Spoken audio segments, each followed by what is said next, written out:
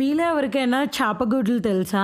అదేంటక్కా చేపగుడ్లతో ఇప్పుడు ఏమైనా నువ్వు ఆమ్లెట్ ఏస్తావా అంటారేమో. ఆమ్లెట్ ఏసేంత పెద్ద గుడ్లుండవు. చిన్న చిన్న గుడ్లుంటాయి. వాటిల్నే చేప సొన అని కూడా అంటారు. మామూలుగా చేపలు కొనేటప్పుడైతే ఆ సొన లేకపోతేనే చేప టేస్ట్ ఉంటదంట.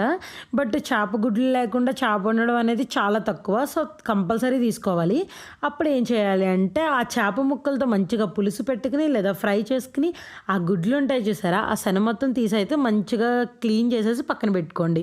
అది ఫ్రై చేసుకుని తింటే ఉంటది. అదిరిపోద్ది. చాలా ఈజీ. ఒక ప్యాన్‌లో ఆయిల్ వేసి కరివేపాకు, పచ్చిమిరపకాయలు ఏగిన తర్వాత ఈ శనగ కూడా వేసి మూత పెట్టేయండి. ఒకవైపు బాగా కాలిన తర్వాత మరొక వైపు కూడా బాగా కాల్చండి.